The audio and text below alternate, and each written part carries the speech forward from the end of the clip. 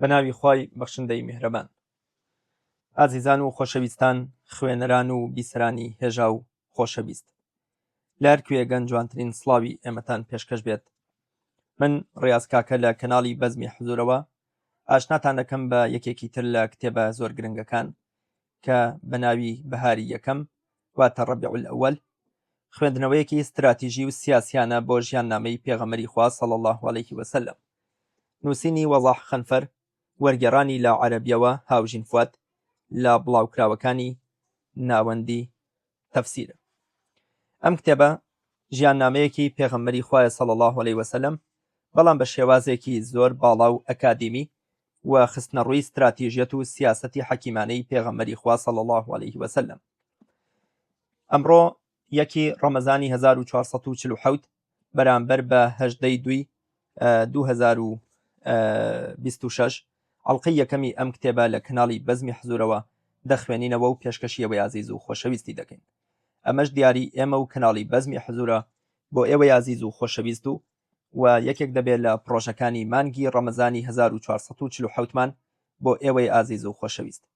بە ئومێدی ئەوەی کە پێ بەپێ لەگەڵ ئەم کتێبەدا بڕۆن و استراتیژیەت و سیاسەتی حەکیمانەی پێغەمبەری خوا صلی الله علیه وسلم ڕنگ پێ بدەنەوە و ئاشنای ببن کە چۆن توانیویەتی بە هەنگاوی استراتیژی و سیاسی حەکیمانە دینەکەی و کۆمەڵگەکەی بچەسپێنێ و لە پەلاماری گەلەگورگەکانی دەوروبەر بیپارێزێ. ئەم کتێبە بەڕێوەبەری پێشووی کەناڵی جەزیرە نووسیوێتی و فەرق و جیاوازیەکی زۆری هەیە لەگەڵ ئەو نووسینانەی کە مەلا و داعی و بانگخوازە دینیەکان نووسیویانە، چونکە ئەم بە وەکوڵێ زمانێکی باڵا بە ئەدەبیاتێکی جوان بە تێڕامان و شیکردنەوە و شیتەڵکاریەکی بەهێز ئەم کتێبەی نووسیوە. هیوادارم بە دڵتان بێ و پێکەوە دەچینە خزمەتی کتێبەکە. دیمەنی کۆتایی. کات بەرەبەیانی ڕۆژی 13 ڕەمەزان ساڵی هەشتی کۆچی بەرامبەر بە 4 دوازدەی ساڵی 629 زاینی. شوێن مەککە، بەردەم خانەی کۆبوونەوەکان دارون نەدووە. بەرەبەیانێکی ساردە و بە هەنگاوی قورسەوە هێواش دێن، لە بەردەم سەرۆکی قوڕەیش و کونانە کۆ دەبنەوە. بە سەرسامیەوە چاویان بڕیوەتە پیاوە ڕاوەستاوەکەی بەردەمیان. ئەبوو سوفیان پاڵتۆیەکی شامی ئەستوری لەبەر کردووە، مێزەرێکی کشمیری ڕەشی ناڕێکی بەسەرەوەیە، بە پەلە ئاڵاندوویەتی بەسەریەوە، خۆی داوە بەسەر گۆچانەکەیەوە، پشتی چەماوەتەوە، زۆر شەکەت و ماندوو دیارە، مێشکی ئاڵۆز و پەرتە و لە زەویەکە ورد دەبێتەوە. هەمووان کۆبوونەوە، خەڵک سەریان لێ شێواوە و نازانن چی ڕوودەدات. ئەبوو سوفیان سەری بەرز کردەوە، بە چاوێکی نائارام و خەماویەوە سەیرێکی کرد، کەمێک لە جێی خۆی جوڵا. ئینجا بە دەنگێکی پچڕ پچڕ و لاواز وتی: گوێ بگرن هۆزی قوڕەیش، ئەوە محەممەدە، بە 10,000 چەکدارەوە بە جۆرێک هاتووە کە پێی ناوێرن، تواناتان ناشکێت بەسەریە. لە کاتێکە کەوشەکانی ئەبوو سوفیان دەگەڕان بە دوای مانایە، کات بەست بووی، هەناسە تەنگ بوو، هەستەکان تێکەڵ بوون، لەبەر ئەوەنا کە نەیانزانی بێت ئەو سوپای لە دەرگای مەککەدا خێمەیان هەڵداوە سوپای محەممەدە، بەڵکو لەبەر ئەوەی خەڵک چاوەڕێ بوون ئەو وەفدەی دوێنێ شەوی قوڕەیش کە ڕۆیشتن بۆ لای موسڵمانان بە چارەسەرێکەوە بگەڕێنەوە. بەڵام ئێستا بۆیان دەرکەوت کە وەفدەکە نەیانتوانی ڕێگر بن لە ڕووخانی مەککە، جگە لە تەسلیم بوون هیچ ڕێگەیەکی تریان نەماوە. بێدەنگیەکی ترسناک باڵی کێشا بوو بەسەر دیمەنەکەدا، تا هیندی کچی عوتبە هاواری کرد: هۆ خەڵکی مەککە، ئەم گۆزە قەڵەوە هەڵاوساوە بکوژن، ڕوت ڕەش بێت چ نوێنەری هۆزێکی. ئەبوو سوفیان ڕوو لە خەڵکەکە وەڵامی جنێوەکانی هاوسەرەکانی دەداتەوە، دەنگی بەرز دەکاتەوە و بە ئاوازێکی تند و یەکلاکەرەوە دەڵێت: ئاگادار بن ئەم ئافرەتە هەڵتان نەخەڵەتێنێ، ئەی هۆزی قوڕەیش. لە ناو خەڵکەکەوە دەنگێکی ناڕازی و زبر قسەکانی پێبڕی: ئەی خوا لە ناوت بەرێت، چ نوێنەرێکی خەڵکیت. ئەبوو سوفیان بەبێ ئەوەی گوێ بدات بەو کەسە ناڕازیە بەردەوام بوو لە قسەکانی: ئەی هۆزی قوڕەیش، ئاگادار بن، من شتێکم بینیوە کە ئێوە نەتان بینیوە. جەنگاوەر و ئەسپ و چەکم بینی، کەس بەمە ناوێرێت. محەممەد بە جۆرێک هاتووە کە ئێوە تواناتان بەسەریدا ناشکێت. هەر کەس بچێتە ماڵی ئەبوو سوفیان ئەوە سەلامەتە و مەترسی لەسەر نییە. دەنگێکی تووڕە و ڕقاوی قسەکەی پێبڕی وتی: ئەی خوار و ڕەشت بکات، جاچی لە ماڵی تۆ بکەین؟ ئەبوو سوفیان گوێی پێنادات و قسەکانی تەواو دەکات. و هەر کەس دەرگای ماڵەکەی لەسەر خۆی دابخات ئەوە سەلامەت دەبێت، و هەر کەس بچێتە ناو مزگەوت مەبەستی کەعبەیە ئەوە سەلامەت دەبێت، و هەر کەس چەکەکەی دابنێت و شەڕ نەکات ئەوە سەلامەت دەبێت. ئینجا بە بۆڵە جلەکانی کۆکردەوە و ڕۆیشت.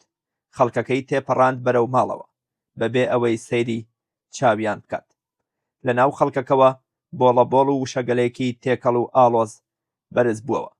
هەندێکیان باوەڕیان کرد و هەندێکیان بە درۆیان دەزانی، حەپەسا و سەرسوڕماو بوون. هەندێکیان هێشتا هیوایەکیان مابوو، هەندێکیشیان لە ترسدا تۆقی بوون. لە ناو ئەمانەیشدا هەندێک خەڵکی بێدەنگ هەبوون. خەڵکەکە تێکەڵ بوون، هەستەکان خرۆشا بوون، دەنگەدەنگی خەڵک بەناو یەکدا دەچوون. خەڵکی نەهاتنەوە هۆشی خۆیان تا هاتوو هاوارێک لە لێوارەکانی مەککەوە بەرز بوویەوە. سوپای محەممەد گەیشتە ذیتەوە. خەڵکی خێراتر لەوەی کۆببوونەوە بڵاوەیان لێکرد. هەندێکیان چوونە ماڵەوە و دەرگایان لە خۆیان داخست. گەورە پیاوانی قوڕەیش بەرەو شاخەکان هەڵهاتن، هەندێکیش لە دەوری کەعبە دانیشتن. لەو کاتەدا کۆمەڵێک کەم و تووڕە لە دەوری سەفوانی کوڕی ئومەیە و عەکرەمەی کوڕی ئەبوو جەهل و سوهەیلی کوڕی عەمر کۆبوونەوە و سوێندیان خوارد کە ڕێگە نەدەن محەممەد بەهێز و زەبر بێتە ناو مەککەوە. کات تێپەڕی و ڕووداوەکان بە دوای یەکدادێن. دیمەنەکان دەگەنە لووتکە کاتێک پێغەمبەری خوا صلی الله علیه وسلم دەرکەوت لەو خەڵکەی لە بەردەم کەعبە کۆبوو بوونەوە. لەسەر ئەژنۆ کەوتبوون، چاوەڕوانی سەرنجامی خۆیان دەکرد و لە مێشکی هەمویاندا تەنیا یەک پرسیارە بوو: چیمان لێ دەکات؟ گوێیان لێبوو: لا إله إلا الله وحده لا شريك له صدق وعده ونصر عبده وهزم الأحزاب وحده. هیچ خودایەک نییە جگە لە ئەڵڵا، تاکو تەنها و بێ هاوڵە، بەڵێنەکانی بردەسەر، بەندەکەی خۆی سەرخست، هەر خۆی هەموو هۆز و گروپەکانی تری ڕووخاندن. بۆچی هەمیشە سوورە لەسەر ئەوەی هەموو شتەکان بگێڕێتەوە بۆ لای پەروەردگاری. بەڵام دەبێ محەممەد چیمان لێ بکات؟ تۆ بڵێ بەو جۆرە مامەڵەمان لەگەڵ بکات کە ئێمە لەگەڵ ئەودا کردمان؟ ئایا تۆڵە دەستێنێتەوە؟ بڵێ دەست بگرێت بە سەرماڵ و سەروەتماندا وەک ئەوەی ئێمە کردمان لەگەڵ هاوڵەکانی و لەگەڵ خۆیدا کاتێک کۆچیان کرد؟ یان دەوڵەت و دەسەڵاتی خۆی لەسەر پاژماوەی دەسەڵات و توراسی ئێمە دروست دەکات؟ ئایا سەرنجامی قوڕەیش کە هەرگیز پێشتر نەکەوت بووە دەستی کەس بەوە گەیشت کە ببێتە شوێنکەوتە و داگیرکراوی دەستی پادشایەک کە هەرچی لە مەککەدایە داگیری بکات بۆ خۆی و هۆزەکەی لە خزمەتکردنی حاجیان و سەرپەرشتی کەعبە؟ چی ڕێگەی لێ دەگرێت؟ محەممەد صلی الله علیه وسلم بەردەوامە و ئەوانیش گوێیان بۆ گرتووە. بزانن هەموو تۆڵەکردنەوەیەک لە خوێن و ماڵ و سەروەتێک کە باز دەکرێت لەژێر ئەم دوو پێمدایە: تەنها سەرپەرشتی کەعبە و خزمەتکردنی حاجیان نەبێت. هەناسەیەکی ئارام هەڵدەکێشن، ئەمە لە پادشایەکی براوە ناچێت. ئەی کەواتە محەممەد چی دەبێت؟ ئەو شتە تازەیە چییە کە هێناوێتی و دەیخاتە بری شتە کۆنەکانمان؟ محەممەد لە پەیڤەکانی بەردەوامە و دەڵێت: ئەی هۆزی قوڕیش، خوای پەروەردگار هەست و ڕەگی نەزانی و خۆ هەڵکێشان بە باو باپیرانی لە ناوتاندا هەڵکەند. خەڵکی هەمویان لە ئادەمن، ئادەمیش لە خۆڵ. یا ئەیها الناس إنا خلقناكم من ذكر وأنثى وجعلناكم شعوبا وقبائل لتعارفوا إن أكرمكم عند الله أتقاكم إن الله عليم خبير. حجرات آيەتی 13. خەڵکی هەمویان لە ئادەمن، ئادەمیش لە خۆڵ. خەڵک هەموو خەڵک بە ئێمەیشەوە کە دەرمان کرد و دوژمنایەتیمان کرد؟ یان ئێستا هەندێکیان جیا دەکاتەوە و دەڵێت جگە لەوانەی کە لە کەعبە دەریان کردم و شەڕیان لەگەڵ کردم؟ ئینجا ئێستا کاتی ئەو پرسیارەیە کە ئەم خەڵکە لە مێشکیاندایە و چاوەڕێی وەڵامەکەی دەکەن. ئەی هۆزی قوڕیش، پێتان وایە چیتان لێ بکەم؟ هەر ئەوەندەی پرسیارەکە تەواو بوو سەرە شۆڕەکان بەرز دەبنەوە و چاوی شکا و زەلیلیان دەبڕنە سەرکردەیەکی سەرکەوتوو کە لە ناو دەرگای کەعبەدا وەستاوە. دەستکەی دەرگاکەی گرتووە و لەگەڵیشیدا ئایندەی قوڕەیشی بەدەستەوەیە، لەگەڵیدا ئایندەی مەککە و عەرەبیش لەسەر دەستێتی. چاوی پاڕانەوە و لاوازی تێدەبڕن و هیوایان وایە بەزەی هەبێت بەرامبەریان. هەندێکیان بە دەنگێکی لەرزۆک و خامۆشەوە دەڵێن: برایەکی میهرەبان و برازایەکی میهرەبانیت. هەر ئەوەندە و ئیتر هەناسە ڕادەگرن، بەڵام ورد لە ئاماژەکانی نێوچاوانی دەڕوانن بەڵکو نیشانەیەک بدۆزنەوە دەربارەی ئایندەیان پێش ئەوەی لێوەکانی بدرکێنێت. دەبینن وا دەموچاوی گەشت دەبێتەوە و ڕەزامەندی نیشان دەدات. ئەوانیش ڕوویان گەشت دەبێتەوە و بە نور و ڕۆشنایی ئایندەیەکی نوێ و سەردەمی نوێی مەککەوە مژدانە دێت. هەر ئەوەتان پێ دەڵێم کە یوسفی برام بە براکانی خۆی وت: هیچ لێ پێچینەوەیەکتان لەسەر نییە، بڕۆن هەمووتان ئازادن. بەشی یەکەم: مەککە جێگە و پێگە. الله أعلم حيث يجعل رسالته. الأنعام ئاەتی 124. جوگرافیا جێدەستی خودایە لەسەر زەوی، بەڵام مێژوو کردداری مرۆڤە لە کات و شوێندا. مەککە جوگرافیاکەی جێدەستی کردداری خودایە. خدا ئەم دۆڵەی هەڵبژارد تا ببێتە ئامێز بۆ ماڵی دێرینی کەعبە. اینجا ڕێنمونی ئیبراهیمی کرد بۆ لای تا یەکەمین بوونی مرۆڤایەتی و چوارچێوەی کۆمەڵایەتی لە چواردەوری بچێنێت. خدا ئەم جێگە و پێگەی هەڵبژارد، و ئەگەر ئەم هەڵبژاردنە خوداییە نەبوایە، مرۆڤ لەوێدا نەدەژیان و ژیان تیایدا گەشەی نەدەکرد. تەنانەت خودی ئیبراهیمیش وەسفی ئەم جێگەیە دەکات بە بیوادین غەیری ذی زەرع. ئیبراهیم ئاەتی 3. دۆڵێکی وشکی ڕووتەڵە لە زەویەکی بیابان ئاسادا کە چواردەور دراوە بە شاخی بەردینی ڕق. ئەمڕۆ کە لێکۆڵینەوە دەکەین لەسەر ئەم هەڵبژاردەیە لە ڕووی ستراتیژی و مێژوویەوە، بەڕاستی بۆمان دەردەکەوێت کە هەڵبژاردەی زاتی بەدەسەڵات و دانای خودایە. کۆتا پەیام بۆ مرۆڤایەتی نەدەکرا ببێتە بوون تەنها لە مەککە نەبێت، لەو کاتە و لەو شوێنەیش. الله أعلم حيث يجعل رسالته. ئەنعام ئاەتی 124. دەست دەکەین بە قسەکردن دەربارەی مەککە لە سەرەتای سەدەی پێنجەمی زاینی. ئەو سەدەیە کە لە دایکبوونی ئەو چوارچێوە سیاسی و کۆمەڵایەتیەی بەخۆیەوە بینی کە لای ئێمە ناسراوە بە قوڕەیش. زۆرینەی ئەو چیرۆک و گێڕانەوانەی کە مێژوونووسان گواستویانەتەوە دەربارەی مەککە لە پێش سەدەی پێنجەمەوە پڕن لە خەیاڵ و چیرۆک و بابەتی سۆزداری کە پشتیان پێنابەسترێت. لەگەڵ ئەوەیش کە سەرچاوە و کتێبە مێژوویەکان جیاوازیان تێدایە لە باسکردنی وردەکاریەکانی ڕووداوەکانی سەدەی پێنجەمی زاینی، بەڵام هەر دەتوانین دەست بخەینە سەر ئەو خاڵە گرنگ و سەرەکیانەی کە بوونە هۆکاری لە دایکبوونی قوڕەیش وەک بنیادێکی کۆمەڵایەتی سیاسی لە سەردەستی دیارترین کەسایەتی لە مێژووی خۆیدا، ئەویش قوسەی کوڕی کیلاب بوو. قوسەی کوڕی کیلاب و تایبەتمەندێتی قوڕەیش. هیچ جیاوازیەکی دیار نییە لە نێوان مێژوونووسان لەوەی کە ئەو مەککەی پێغەمبەری خودای تێدا ڕەوانەکرا بریتیە لەو کیانە سیاسی و کۆمەڵایەتیەی کە باپیری چوارەمی دروستی کرد کە بریتیە لە قوسەی کوڕی کیلابی کوڕی مڕەی کوڕی فەر. لەگەڵ ئەوەی کە زۆر قورسە بتوانین بە تەواوی مێژووی لە دایکبوونی دیاری بکەین، بەڵام بە نزیکەی لە سەرەتای سەدەی پێنجەمی زاینیدا بووە و نزیکەی 80 ساڵ ژیاوە. عەبدوڵڵا کوڕی عەباس ناوی دەبات بە پیاومەقوڵی مەککە بەبێ ڕکابەر، و ئەم پلە بەرزە دەستی قوسەی کەوتووە بەهۆی کۆمەڵێک سەرکەوتن و دەستکەوتی زۆرەوە بوو کە ئەگەر ئەوانە نەبوونایە ئەم قوڕەیشە دروست نەدەبوو کە ئەمڕۆ ئێمە دەیناسین. دیارترین دەستکەوتی قوسەی ئەوەیە کە دامەزرێنەر و هۆکاری سەرەکیە بۆ دەسەڵاتی قوڕەیش بەسەر مەککەدا و دەرهێنانی لە ژێر دەسەڵاتی خوزاعە. چیرۆکخوانان بۆمان دەگەڕنەوە کە باوکی قوڕەیشی بووە، بەڵام هاوسەرەکەی کچی سەرۆکی خوزاعە بووە بە ناوی حولەیلی خوزاعی.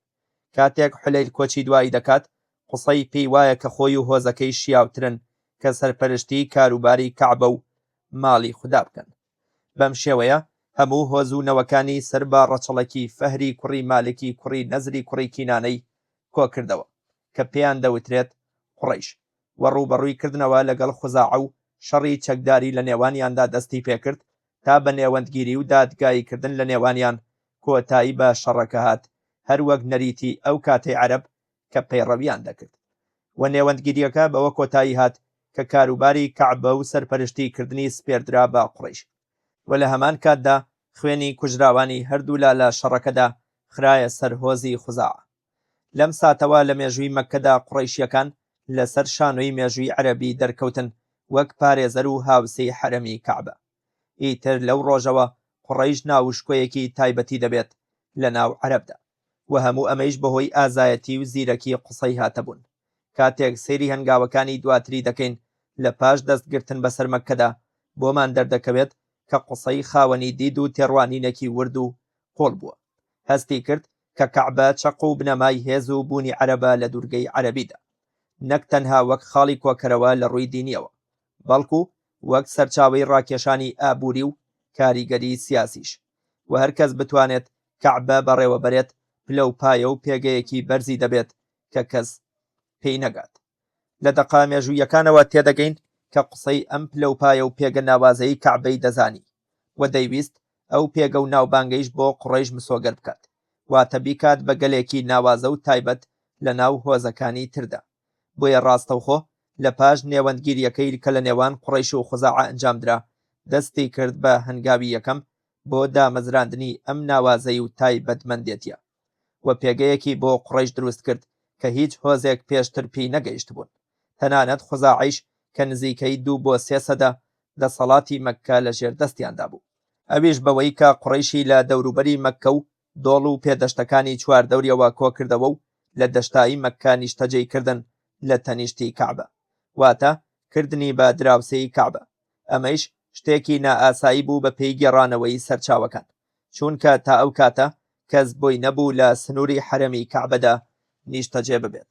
کەعبە زەویەکی پیرۆزە و خەڵکی بە ڕۆژ دەهاتنە ناوی بۆ تەواف و کۆبوونەوەی ڕۆژانەیان، پاشان شەوان دەگەڕانەوە بۆ دۆڵ و شاخەکانی دەوروبەری و لەوێ نیشتەجێ دەبوون.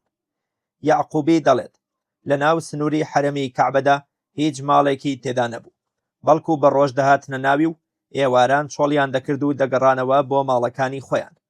قسەی کە بلیمەترین پیاوی عەرەب بوو کاتێک قوڕەیشی کۆکردەوە و لە ناو مەککە نیشتەجێی کردن و شەو کۆی کردنەوە و تا بەیانی لە چواردەوری کەعبەمانەوە، پیاو ماقوڵانی هۆزی کینانە هاتن بۆ لای و پێیان وت: ئەمەی تۆ دەیکەیت لای عەرەب زۆر گەورەیە، ئەگەر ئێمەش لێت بگەڕین عەرەب وازت لێ ناهێنن. ئەویش وتی: سوێند بەخوا لە مەککە ناچمە دەرەوە. ئیتر لەوێ نیشتەجێ بوو.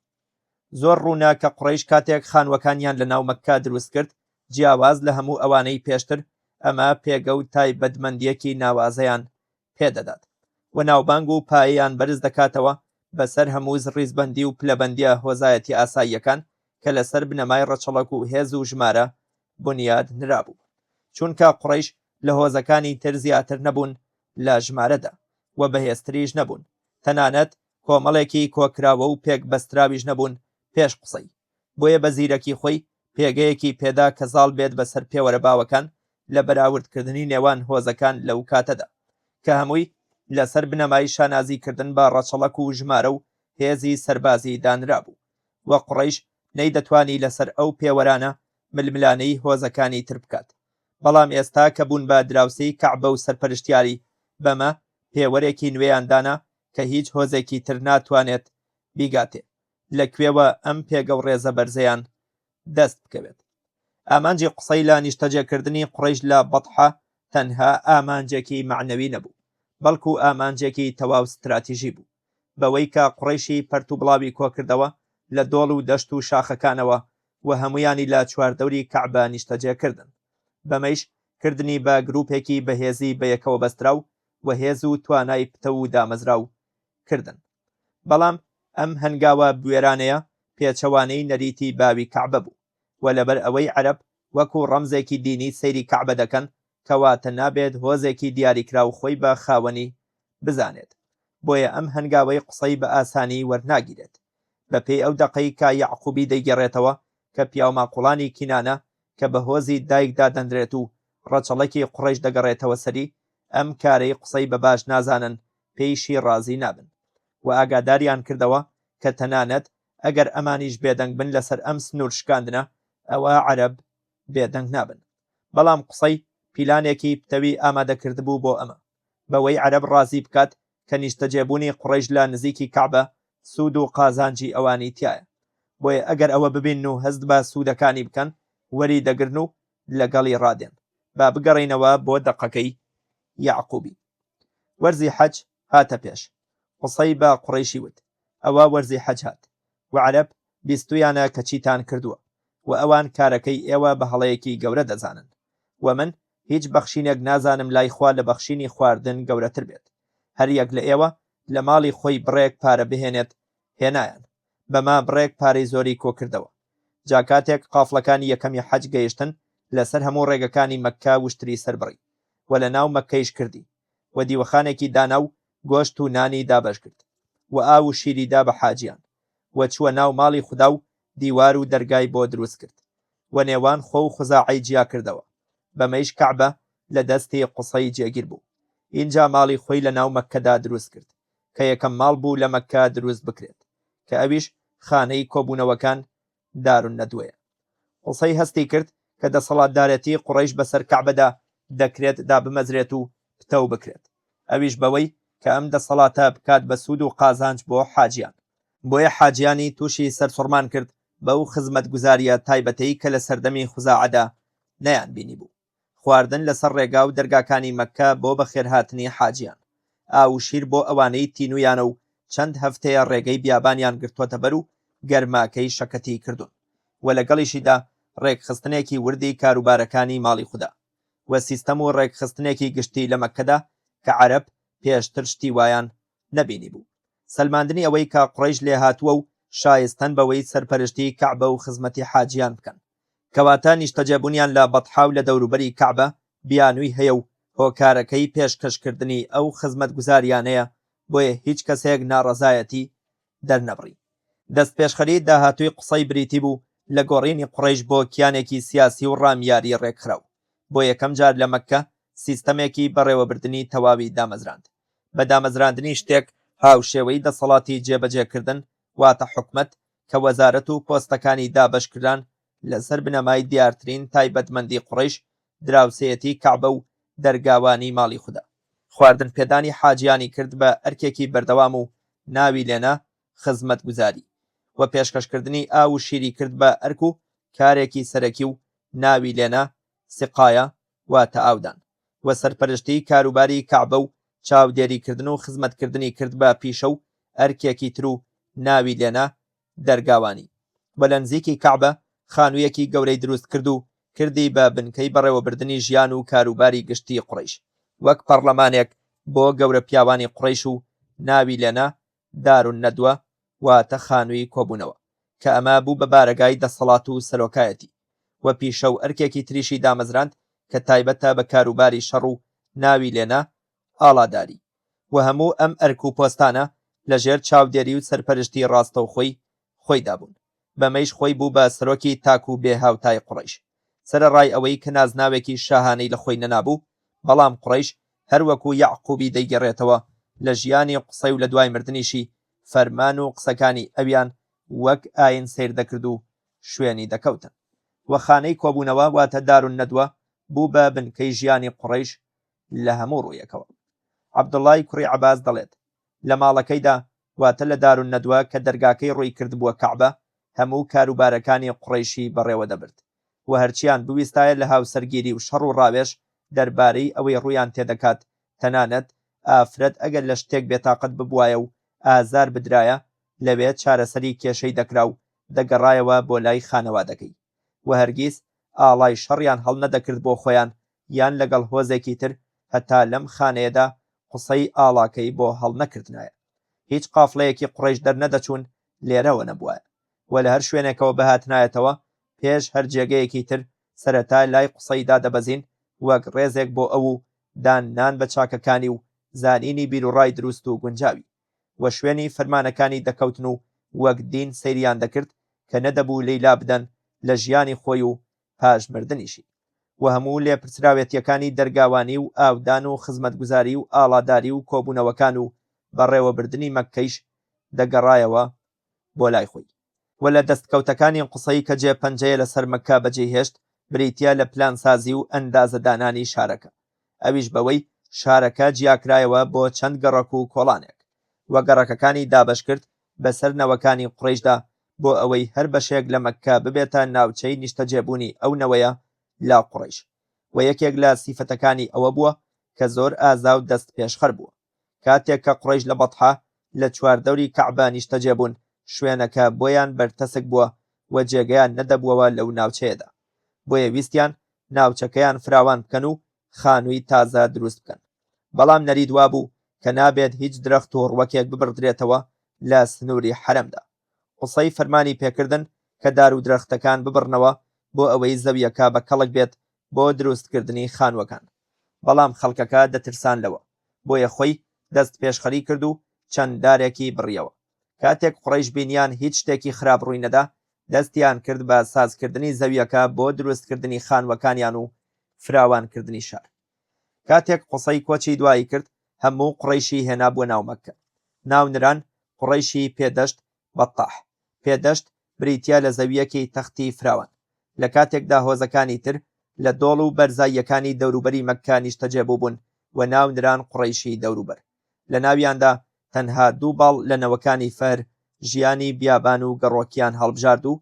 نیشتەجێ نەبوون قوڕەیشی پێدەشت ئەوانن کە ڕۆڵی مێژووی داهاتوو دەبینن لە سەرکردایەتی عەرەب تا ئەوەی ناویان لێنرا خەڵکی تایبەتی خوددا و بوون بە بلیمەتی عەرەب زیرەکترین خەڵکی سەرزەوی و لە هەموو خەڵک ڕەوانبێژ و زمان پاراوتر زیرەکی و گرنگی قسەی لە مێژووی قوڕەیشدا لەوەدا دەردەکەوێت کە توانی هێزێکی سیاسی و ڕێکخستنێکی ڕێکداکوترا و دابمەزرێنێت و زۆر لای ڕوون بوو کە سەرپەرشتی بەیت و خزمەتکردنی حاجیان دوو بنەمای سەرەکین بۆ بەدەستهێنانی دەسەڵات و مافی سەرۆکایەتی و پێگەوڕێزی دەوروبەر مافێک کە سنوورەکانی هەست و سۆزی هۆزایەتی و ناوچەگەری تێبپەڕێنێت چونکە ئەمە مافێکی تایبەتە بە قوڕەیش هیچ هۆزێکی تر ئەو مافەیان نییە کەعبە لای هەموو عەرەب پیرۆزە ئەگەرچی هەندێک هۆزی تر ماڵ و جێگەی پیرۆزیان هەبووە و تەوافیان تیا کردووە بەڵام ماڵی خوددا لە مەککە هەموو سنوورەکانی کۆمەڵە و هۆز و ناوچەی تێپەڕاندووە و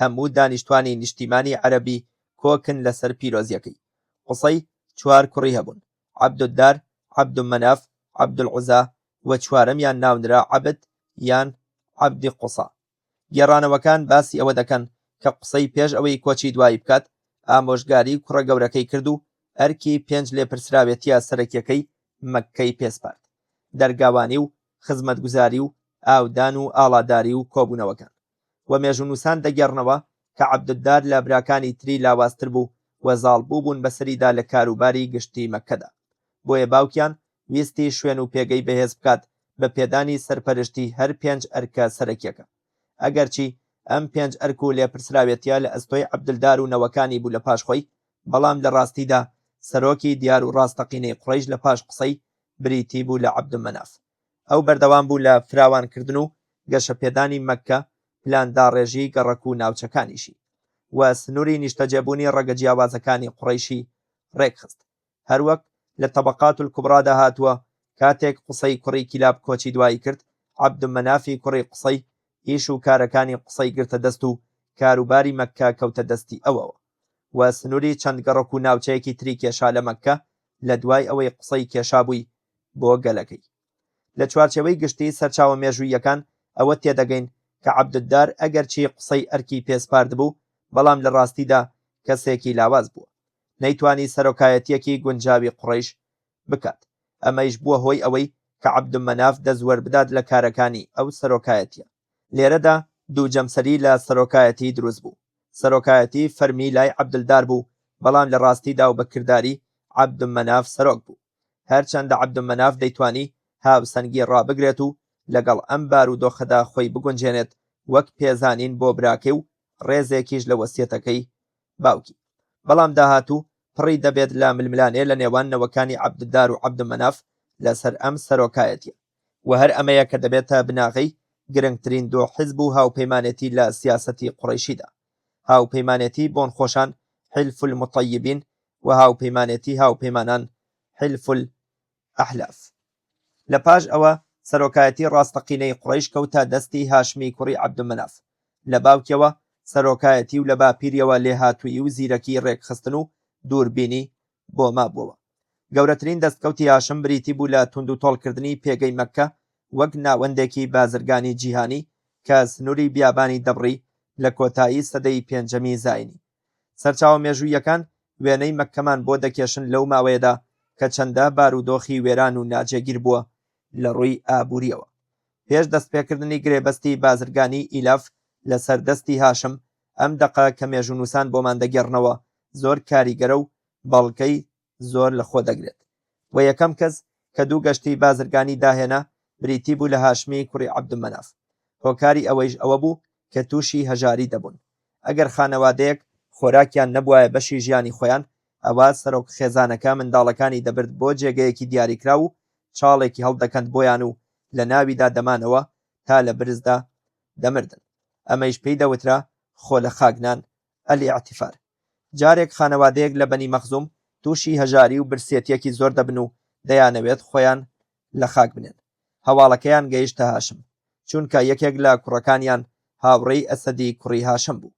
هاشم هۆزەکەی کۆکردەوە و وتاری بۆدان: بەڕاستی ئێوە کارێکتان داهێناوە کە ژمارەتان پێی کەم دەکات و عەرەبیش هەر لە زیادبووندان و زیاتر زەلیلتان دەکات و عەرەبیش هەر شکۆمەندتر دەوێت. لە کاتێکدا ئێوە دراوسێ و خاوەنی ماڵی خوددان و خەڵکی شوێنتان دەکەون ئەم خۆ لە خاگنانە خەریکە لە ناوتان بەرێت. پاشان پیاوەکانی هەر بەرەبابێکی قوڕەیشی کۆکردەوە دابەشی کردن بەسەر دوو کاروانی بازرگانیدا و دەوڵەمەندەکان هەرچی قازانجیان بکردایە دابەشی دەکرد لە نێوان خۆی و هەژارەکانی بەرەبابەکەیدا تا ئەوەی هەژارەکان وەک دەوڵەمەندەکانیان لێهات. ئەگەر قسەی دامەزرێنەری دەسەڵات و قەوارەی مەککە بێت لە بنەڕەتەوە ئەوە هاشم بەدەست پێشخەری و کرانەوە و ژیری و پلاندانانی وردی دامەزرێنەری سەردەمی زێڕینی مەککەیە. ئەویش بەوەی کە قوڕەیشی لە هەژاریەوە ڕزگار کرد بەرەو ژیانێکی ڕێزدار و خۆشبەختانە. دەرگا و ڕێگای بازرگانی هەرێمی کردەوە لە بەردەم کاروانەکانیدا. ئیتر لەو کاتەوە مەککە لە گوندێکی بچووکی دوورەدەست کە عەرەب تەنها لە وەرزی حەجدا سەردانیان دەکرد گۆڕاو بوو بە شارێکی ئاوەدان و گرنگ لە ناوچەکەدا کە کاروانە بازرگانیە بیابان بڕەکان سەردانیان دەکرد. پڕ بوو لە کەلوپەل، بوو بە مەیدانی ئاڵوگۆڕی بیر و ڕاو کلتورە جیاوازەکان، هەڵگری چیرۆک و هەواڵ و گێڕانەوەی ڕووداوەکانی فارس و ڕۆم و حەبەشە و یەمەن. ئیتر مەککە دەستی کرد بە ژیان و زیندوو بوویەوە لە پاش ساڵانێکی زۆر لە کشوماتی و هێوری. ئیلاف و سەرەتای چاخی زێڕینی مەککە. چیرۆکی گەشەکردن و بوژانەوەی ئابووری مەککە لەوێوە دەست پێ دەکات کە هاشم لە یەکێک لە کاروانە بازرگانیەکانیدا تێبینی کرد کە نرخی شتومەک لە شام گرانترە بە بەراورد بە نرخەکانی یەمەن. ئەمەیش هەلێکی نایابە کە بۆ بەڕای هاشم قوڕەیش دەخاتە سەرشاڕی دەوڵەمەندی و کرانەوە. ئەگەر بارودۆخی نێودەوڵەتی لێک بدەینەوە لە کۆتایی سەدەی پێنجەمی زاینی کە ئەمە ئەو ماوەیە کە هاشم سەردانی شامی کرد، دەتوانین لەوە تێبگەین کە بۆچی نرخەکان لە وڵاتی شام گرانتر بووە لە چاو یەمەندا بە ڕەچاوکردنی بارودۆخی بازرگانی جیهانی لەو ماوەیەدا، بە تایبەت ڕێگەکانی بازرگانی جیهانی کە بازاڕەکانی سین و هیندستان دەبەستێتەوە بە دوو ئیمپراتۆریەتی جیهانی فارس و ڕۆمەوە. بازاڕەکانی چین و هیندستان زۆرترین کاریگەریان هەبووە لەسەر ئابووری جیهانی کۆن. بەهۆی ئەمەیشەوە تۆڕێک ڕێگەوبانی بازرگانی وشکانی و دەریایی دامەزرا کە ئەم دوو بازاڕە دەبەستێتەوە بە دوو ئیمپراتۆریەتی فارسی و ڕۆمانیەوە. ئەم تۆڕە ڕێگەوبانە کورتکراوەکەی بریتیە لە ڕێگەی کشمیر کە تەنها یەک ڕێگە نییە بەڵکو و کۆمەڵەیەک ڕێگەیە. گرنگترینیان ڕێگەی کشمیری باکوورە کە کاریگەریەکی زۆری هەیە لەسەر مێژووی جیهان کە لەم سەردەمەی ئێستایشماندا وڵاتی سین دەیەوێت ئەو ڕێگەیە ببوژێنێتەوە لە ڕێگەی پرۆژەیەکی ئابووری زەبەلاحەوە. بە درێژایی 2000 ساڵ ڕێگەی کشمیری باکوور کە لە وڵاتی چینەوە بەرەو ئاسیای ناوەڕاست دەڕوات و لەوێوە بەرەو دەوڵەتی بێزەنتی لە ئەوروپا گرنگترین ڕێگەی نێودەوڵەتی بوو. 6000 کیلۆمەتری دەبڕی، بە چەندین وڵات و گەل و هۆزدا تێدەپەڕی. کاروانەکانی شتومەکی جۆراوجۆریان باردەکرد. گرنگترینیان کشمیر ویا حەریر بوو کە ڕێگەکە بە ناویەوە ناودراوە. بەڵام بابەتەکە تەنها کشمیر نەبوو، بەڵکو کاروانەکان چەندەها کەلوپەل و شتمەکی تریان بار دەکرد وەک بخور و بۆن و بەردا بە نرخەکان و شتی تریش. کێشەی ڕێگەی کشمیری باکوور ئەوە بوو کە چەندین لایەن دەسەڵاتیان هەبوو بەسەریدا وە کاریگەر بوو بە هەڵوێست و مامەڵەی ئەو لایەنانە لەگەڵ یەکتر و بەو شەڕ و ململانەیانەی لە نێوانیاندا ڕووی دەدا. بەڵام ڕێگەی کشمیری ناوەڕاست کە دەریایی بوو سوودی وەردەگرت لە شنەبای وەرزی و وڵاتی هیندستانی دەبەستەوە بە کەنداوی عەرەبی بۆ بەسڕە. اینجا لە ڕێگەی وشکانیەوە بە عێراقدا تێدەپەڕی کە لە ژێر دەسەڵاتی دەوڵەتی ساسانیدا بوو بەرەو شام. ئەم ڕێگەیش کێشەی تێدەکەوت کاتێک پەیوەندیەکانی نێوان دەوڵەتی بێزەنتی و ساسانیەکان تێکدەچوو دەگەیشتە بەریەککەوتن. ڕێگەی سێم بریتی بوو لە ڕێگەی دەریایی باشوور کە هیندستانی دەگەیاند بە عەدەن. ئەم ڕێگەیە کاتێک دەبوژایەوە کە دوو ڕێگەکەی تر کێشەی تێدەکەوت و سەلامەت نەدەبوو. کاتێک کە کێشە و ململانەی نێوان دوو جەمسەرەکەی جیهان واتە فارس و بێزەنتیەکان دەگەیشتە بەریەککەوتن و شەڕ، ڕێگەکانی وشکانی باکوور و دەریایی ناوەڕاست پەکیان دەکەوت. تەنها ڕێگەی دەریایی باشوور دەمایەوە. لە سەرەتای سەدەی پێنجەمی زاینیدا بەریەککەوتنی نێوان هۆزە تورکیەکان لە ئاسیای ناوەڕاست تند بوو. ئەمەیش زیانی گەیاند بە ڕێگەی کشمیری باکوور. هەروەها ململانێ و شەڕی بەردەوامی نێوان فارس و ڕۆمەکان ڕێگەی دەریایی ناوەڕاستی پەک دەخست. بۆیە نرخی شتومەکە هاوردەکراوەکان بەرز دەبووەوە لە کشمیر و خوری و بخور و گۆزە و چنینەکان و شتی تریش. و تەنها ڕێگەی کشمیری دەریایی باشوور دەمایەوە کە لە هیندەوە بەرەو عەدەن دەڕۆیشت. و لەو کاتەدا یەمەن لە ژێر دەسەڵاتی حمێریەکاندا بوو کە پەیوەندی دەریاییان لەگەڵ هیند زۆر کۆنە. لە میانەی ئەو کێشە و نائارامیە بەردەوامەی نێوان فارس و ڕۆمەکان ئەم ڕێگە دەریاییە زیاتر سەقامگیر بوو لە دوو ڕێگەکەی تر، چونکە بە خاڵەکانی بەریەککەوتنی نێوان ئەو دوو زلهێزەدا تێنەدەپەڕی، بۆیە نرخی شتومەکەکان هەرزانتر بوو. لە حاڵەتی ئاساییدا کەشتیە بێزەنتیەکان یان کەشتیەکانی حەبەشە کە هاوپەیمانی بێزەنتیەکان بوون کەلوپەلیان دەگواستەوە لە عەدەنەوە بۆ کەناراوەکانی میسر لەسەر دەریای سوور و لەویشەوە بۆ ئەسکەندەریە بە ڕێگەی وشکانی و پاشانیش بۆ ئەوروپا. وە کەشتەی تریش کەلوپەلی دەگواستەوە بۆ بەندەری ئەیلە یان عەقەبە لەویشەوە بە وشکانیدا بۆ شام، و هەندێکیشیان دەچوون بۆ غەزە و پاشان لە ڕێگەی دەریاوە بۆ ئەوروپا.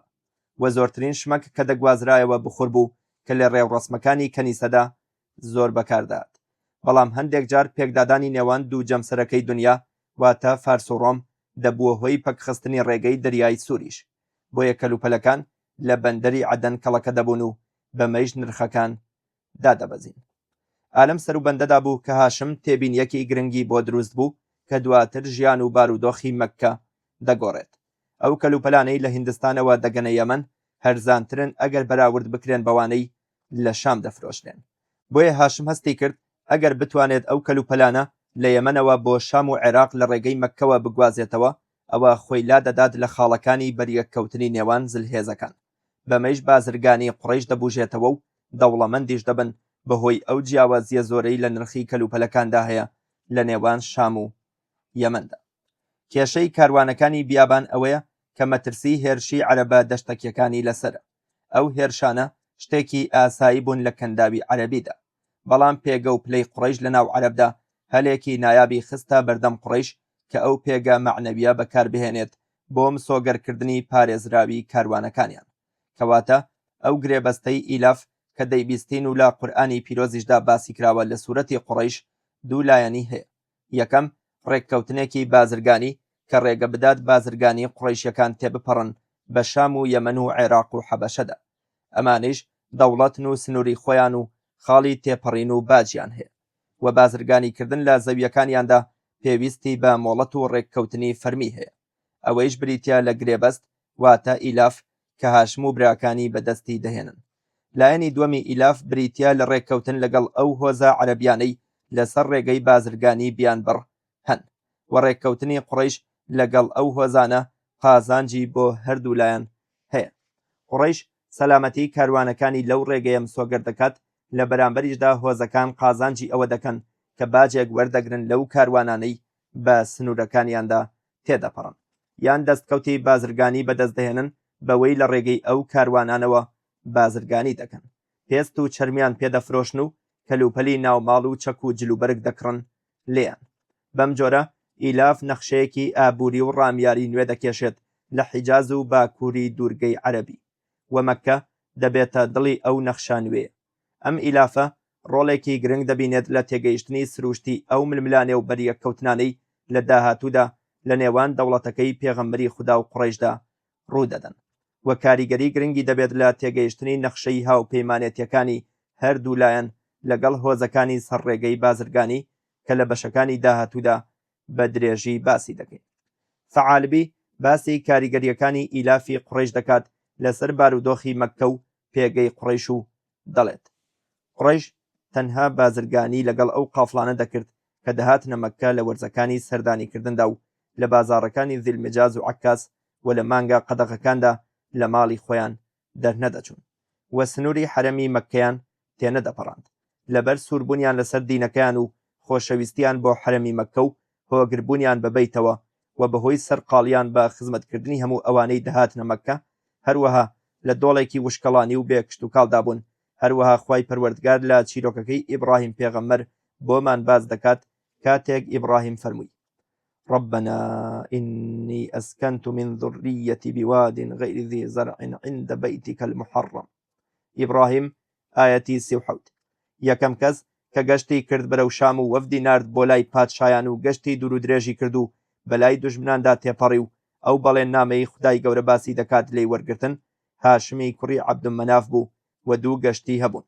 گەشتی زستان بەرەو لای عەباهیلە لە پادشاکانی یەمەن و ئەکسومی حەبەشە و گەشتێک لە هاویندا بەرەو شام و دەوڵەتی ڕۆم. هاشم ئەم پەیمانەی وەردەگرت لە بەردوو هۆکار. یەکەمیان ئەوە بوو کە گورگەکانی عەرەب و ڕێگر و چەتەکانی عەرەبە دەشتەکیەکان و ئەوانەی چاویان لە هەڵقوتانە سەرکاروان و قافڵەی بازرگانەکان بوو دەستیان لە کەس نەدەگێڕایەوە و خەڵکی مەککە و شوێنانی تریش لە دەستیان پارێزراو نەبوون. دووەمیش ئەوەیە کە هەندێک خەڵکی عەرەب هەبوون کە بەو پیرۆزیە سەیری حەرەمی کەعبەیان نەدەکرد و لایان پیرۆز نەبوو و هیچ ڕێزێکیان بۆ مانگە قەدەغەکان دانەدەنا وەک بەنی تەی و خەثم و خوزاعە. عەرەبەکانی تر حەجی ماڵی خودایان دەکرد و کەعبەیان بە پیرۆز دەزانی و وەک دین سەیریان دەکرد. مانای ئیلاف ئەوە بوو کە هاشم بڕێک دەستکەوت و قازانج مسۆگەر بکات بۆ سەرۆک هۆزەکانی دیکە و هەندێک شتومەکیان بۆ بهێنێت لەگەڵ شتومەکەکانی خۆی و چەند وشترێک لەگەڵ وشترەکانی خۆی بۆ ئەوەی پێداویستی گەشتەکانیان دابین بکات و قوڕەیشیش لە شەڕی دوژمنان بپارێزێت. ئەمەش بۆ هەردوو لا قازانج بوو بۆ دانیشتوان دەستکەوت و بۆ گەشتیارانیش سەلامەتی. ئیتر قوڕەیش بوژایەوە خێروبێری شام و یەمەن و حەبەشەی بۆ هات و ژیان و گوزەرانیان بەرەو باشی ڕۆیشت. جا کاتێک هاشم وەفاتی کرد موتەلیب ئەم کارەی دەکرد دوای ئەویش عەبدوشەمس و پاشانیش نەوفەل کە بچووکترینیان بوو. شتێکی زاندراوە کە بازرگانی لە دوورگەی عەرەبیدا پیشەیەکی کۆنە و ڕێگەی وشکانی نێوان یەمەن و شام دەگەڕێتەوە بۆ سەدەکانی پێشوو. بەڵام ڕێکخستنی ئەو ڕێگەیە لە چوارچێوەیەکی دامەزراوەی و وابەستە بە ڕێککەوتنامەی بازرگانی نێودەوڵەتی کە بە چەندە هۆز و گەل و وڵاتدا بڕوات لە سەردەستی هاشم و براکانی دەستی پێکرد. لەو هەواڵانەی پێمان گەیشتووە لە بارودۆخی مەککە پێش ئیلاف و دوای ئیلاف دەتوانین بڵین ئیلافی یەکەم کە هاشم بەدەستیێنا بریتی بوو لە خاڵی وەرچەرخان لە ژیانی قوڕەیشیەکاندا.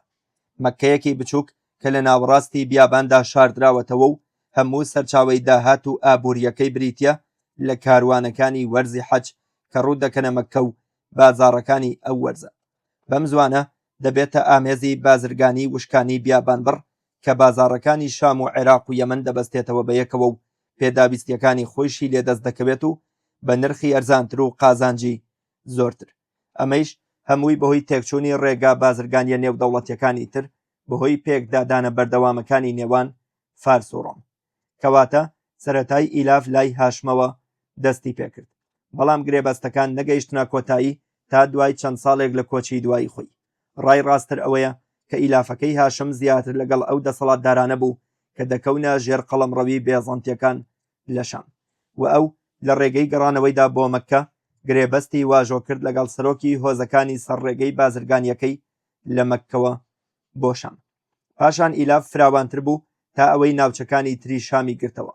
کوڕەکانی عەبدومەناف گرێبەستیان واژۆ کرد لەگەڵ نەجاشی پادشای حەبەشە و لەگەڵ دەسەڵاتدارەکانی نوێنەری ساسانیەکان لە عێراق و لەگەڵ پادشایانی حمێریەکان لە یەمەن. بەم جۆرە کاروانەکانی قوڕەیش دەتوانن بیابانەکان ببڕن و بگەڕێن بە دوای پێداویستیەکانیان بەبێ ئەوەی ترسیان هەبێت. و لەگەڵ تێپەڕبوونی کات و زیادبوونی ئەزمموی بازرگانەکانی قوڕەیش لە بازاڕە جیاوازەکاندا 5 ڕێگەی بازرگانی سەرەکی کرانەوە و چالاک بوون. ڕێگەی مەککە بەرەو یەسریب بوو، لەوێوە بۆ خەیبەر و تەبوک و پاشان بۆ غەزە، بەو پێی کە غەزە بەندەرێکی گرنگی بازرگانیە و کەلوپەلی لێوە دەگوازرێتەوە بۆ ئەوروپا لە ڕێگەی دەریاوە، و ئەمە ئەو ڕێگەیە بوو کە هاشم بەکاری دەهێنا بۆ بازرگانیەکەی، و هەر لەو ڕێگەیش لە یەکێک لە گەشتە بازرگانیەکانیدا کۆچی دوایی کرد و لەوێش نێژرا، بۆیە ناو نراوە غەزەی هاشم. ڕێگەی دووەم لە مەککەوە دەردەچێت بەرەو کەناراوەکانی دەریای سوور و بەرەو باکوور بۆ شام. بەم ڕێگەیە دەوترێت ڕێگەی کەناری دەریا، و ڕێگەیەکی دەریایی لە بەندەری شوعیبە لەسەر دەریای سوور کە بە کەشتیش تومەک دەگوازێتەوە بەرەو حەبەشە کە شانشینی ئەکسومە، و لقێکی دەریایی لەم ڕێگەیەوە جیا دەبێتەوە کە ڕوو دەکاتە ئیلە کە عەقەبەی ئێستایە. ڕێگەی چوارەم ڕێگەی نەجدە کە دەردەچێت بەرەو یەسریب و لەوێوە بەرەو نەجد لە عێراق. ڕێگەی پێنجەمیش لە باشووری مەککەوە بەرەو تائیف و لەوێوە بۆ نەجران و پاشان بەرەو یەمەن. ئێستا مەککە بووە بە سەنتەرێکی بازرگانی کە 4 بازاڕی گەورە دەبەستێتەوە بەیەکەوە: شام و عێراق و یەمەن و حەبەشە، و بازرگانی قوڕەیش سوودی وەردەگرت لە جیاوازی وەرز و کەشوهەوا. کاروانەکانی زستان بەرەو حەبەشە و یەمەن، و کاروانەکانی هاوین بەرەو شام و لەوێش دەگەیشتنە بۆسڕا پایتەختی غەسانیەکان، بەڵام زۆرینەی بازرگانیەکانیان دەڕۆیشت تا غەزە کە بەندەرێکی گرنگە بۆ گواستنەوەی شتومەک بەرەو ئەوروپا. ئەم ڕێگەیانە گەشەیان دەکرد و زیاتر دەبوژانەوە هەر کات کێشەکانی نێوان فارس و ڕۆم پەرەی پسەندایە و ململانیەکان زیاتر بوونایە، چونکە مەککە بوو بە خاڵی تێپەڕینی بازرگانی جێگرەوە بۆ ڕێگە بازرگانیەکانی دیکە، کەواتە مەککە سوودمەند دەبێت لە کێشەکانی نێوان زلهێزەکان، بە تایبەت ئەگەر کێشەکان ببنە هۆی وەستان و پەک خستنی ڕێگەی بازرگانی دەریای سوور، ئەو کاتە کاروانەکانی قوڕەیش تاکە ڕێگەی گواستنەوەی شتومەک دەبن لە نێوان یەمەن و شامدا. لە بازرگانیەوە بەرەو سیاست. سەرەڕای زیرەکیەکەی لە بواری بازرگانیدا هاشم کەسایەتێکی گرنگە لە مێژووی قوڕەیشدا. گێڕانەوەی زۆر هەیە لە کتێبە مێژوویەکان دەربارەی ئەو، هەندێکیان لەسەر بەخشندەی یا زۆرەکەی، هەندێکیان لەسەر ڕاستڕەوی و شەرەف و ڕەوشتی، و هەندێکیان بەڵگەی لێهاتووی و دانایی هاشمن. هەروەها هەندێک لە گێڕەرەوەکان باسی تایبەتمەندیەکانی دەکەن لە شێوە و ڕوخسار و لاشەیدا. پیاوێکی باڵا بەرزی سپی پێست بووە. کاتێک ئەم وێنانە باز دەکەین کە مێژوو نووسان بۆمان دەگوازنەوە، دەبێت تەواوریابین لە وەرگرتنی و خۆمان بپارێزین لەوەی کە هەمووی وەک خۆی و بە وردەکاریەکانیەوە وەری بگرین. بەو پێی هەندێک لەم باسانە دواتر نووسراونەتەوە و بە ڕێگەی ناڕاستەوخۆ ویستویانە هەموو چاکە و فەزڵەکان بگەڕێنەوە بۆ هاشم، بەو پێی کە باپیرە گەورەی پێغەمبەرمان موحەممەدە. بە هەر حاڵ ڕۆڵی سەرکردانەی هاشم لە ڕێکخستنی ئیلاف وای دەخواست کە هەندێک گۆڕانکاری بکات لە پێکهاتەی سیاسی قوڕەیش. بەم جۆرە و کوڕەکانی عەبدولدار بە ڕەمزی سەرپەرشتی پۆست و ئەرکەکانی ناو مەککەیان دەکرد. بەو پێی ئەوان میراتگری وەسیەتەکەی باپیریان قسەی بوون، بەڵام کوڕەکانی عەبدومەناف لەوانیش هاشم بە کردداری ئەو ئەرکانیان ڕادەپەڕاند و لە مەیداندا ئەوان سەرپەرشتیار بوون، بە تایبەت خزمەتگوزاری و ئاودان و هەرچی پێویستی بە هەوڵ و تێچووی زۆر بێت.